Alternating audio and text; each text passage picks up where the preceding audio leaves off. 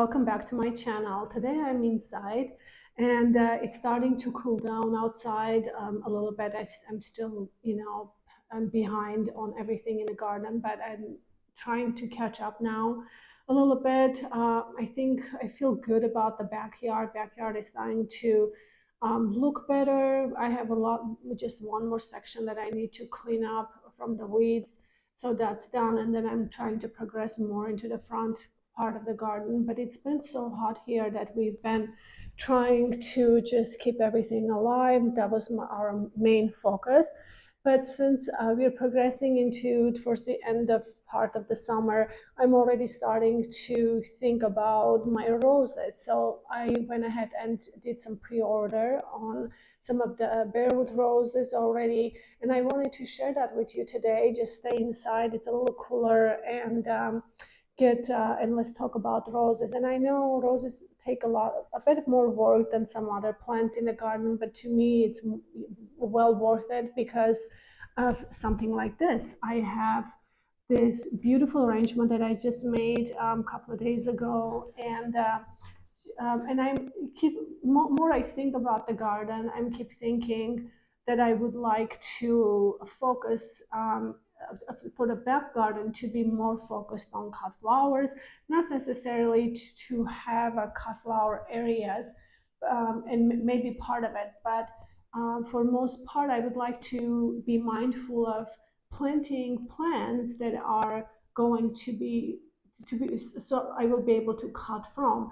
And so more physocarpus, different kinds of viburnums, and more of the perennials that I can keep cutting from. And roses are one of them because I know they're a lot of work and they are a bit fussy because you have to clean in there, but time consuming, of course.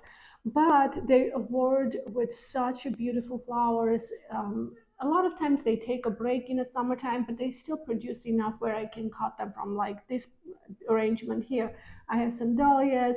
These are beautiful hydrangeas here that I cut, and they're spent, they're finished. You can see they're already green, but arranging just a few things, not so much color coordinated, or anything sophisticated, but whatever I can find in the garden, I can cut from, I can put it together, and I can enjoy it. This is just, I want to say hobby, but mostly just enjoyment to be able to go to the garden and have a beautiful arrangement that you can have on a table or in your living room or something like that. So anyway, and I wanted to go ahead and order more roses because the roses last a long time in a vase. They are they're hardy. They grow well here, and I just enjoy roses, and I love roses, especially since I can cut and bring them to the into the vase. So a few things that I ordered just this time around. I think as we progress, I probably will place more orders for the spring or for the winter time to plant. And one of the roses that I really love is the Tantau roses.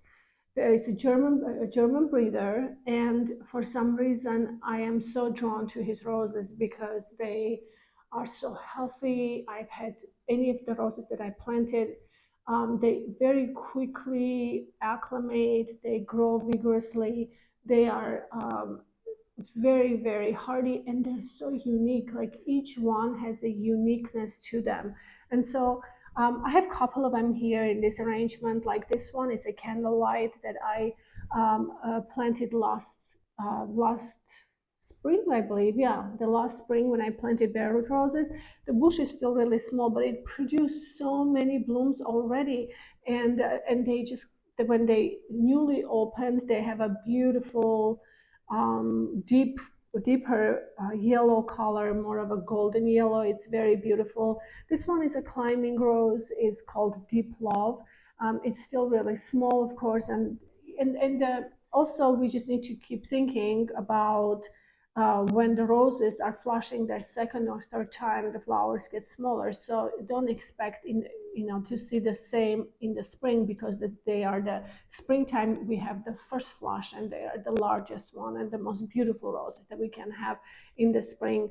And then they do take a break in the summertime. Sometimes they don't look great in the garden in summer heat, but they come back around again when the weather starts cooling down and they start producing again. And there's just roses, I don't know, for me personally, and for anyone that loves roses, they're just really wonderful. And so okay, so let's just talk about what I ordered this time, which I thought it was really fun to just sit around and kind of talk about roses and share with you what I ordered. So the first one I wanted to talk about is this particular one. So this one called Belvedere, and this is a Tantau Rose, and this is also hybrid tea. It's been created in 2001 in Germany.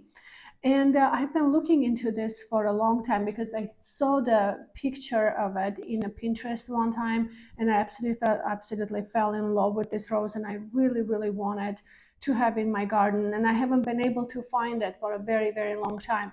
But I was able to find one. Actually, I was able to buy the last one, which I'm really grateful that I was able to get that one. So anyway, this is the one of the roses that I ordered. And then I need to go to the site where I actually ordered the roses, and I'll show you. So the next one I ordered is called Charles de Gaulle Rose, and this one has a beautiful lavender bluish tones, which is really pretty. And I think I'm starting to really get into the different colors of the roses because they're so beautiful to bring into the vases with other foliages, other colored, maybe purple foliages and other things, that they just look really unique. So I'm trying to grow a little more of interesting tones to be able to cut and bring to my vase arrangement. So Charles de Gaulle is actually been created here in France. The creator is Mayand. So it's a hybrid tea rose. And they usually get about 1 meter feet, meter and a half, something like that, usually in height. So anyway, this is one of them that I got, and I'm really, really excited. I really wanted to have this rose for a long time. So next one is called Julius Rose, which I'm really excited because I purchased actually two of these roses. The breeder is Titzerman. So it's been created in 1976 when it was introduced.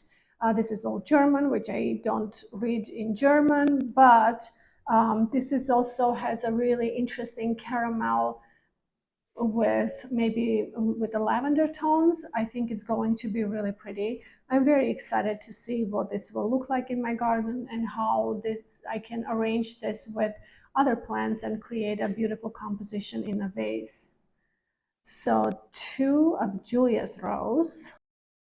So next one I ordered was really interesting to me is the Tantau Rose, which was introduced in 2016. And it has this beautiful ruffly petals. You can see it is very double.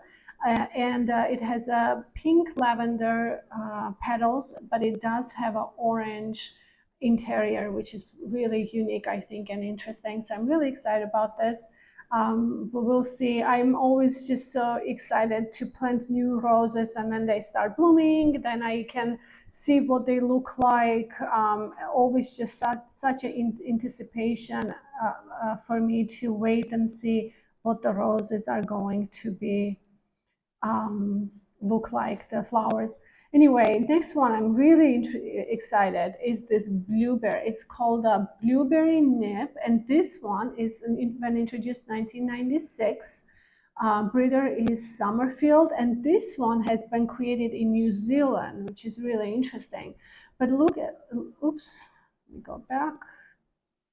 Look at this, isn't this just so cool? I think this would be really beautiful to create a beautiful, moody arrangement in vases. I purchased two, and I really wanted this one for a very long time. A lot of times it's very difficult to find, but I was able to catch it right in the right time, and I pre-ordered it. So anyway, I ordered few roses, and this is one of them. It should be very vigorous rose. I think it has a beautiful, beautiful, strong scent. And it did have few awards. I think it won few awards as I was researching for the color and for the scent and for its vigorous and disease resistance, and health, for the healthy rose. So very, very excited about this.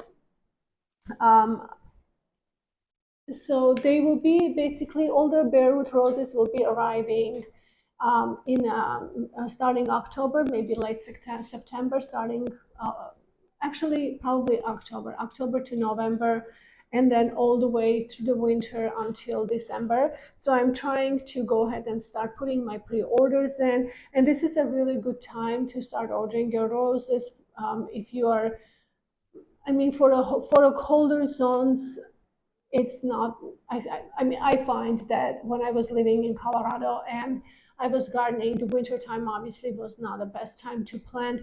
But since I'm living in a zone 8B now, I can literally plant all winter long, which is really, really nice. And so I have plenty of time to order more roses and create gorgeous garden with lots of good roses and have a gorgeous cut flowers for my arrangements to bring home in the summertime and enjoy. So I hope you guys like this video. It was just a short one, but I wanted to take a moment and talk to you about what I'm doing, the roses, what I've ordered, show you, because I get so excited. I always like to share with my viewers what they look like and what's coming and what I have to plant. So anyway, hope you guys enjoyed this. If you like my videos, please don't forget to subscribe, click on notification bell so you're notified when all the new videos are coming out and so you don't miss them. And have a wonderful day, and I'll see you in my next video. Bye-bye.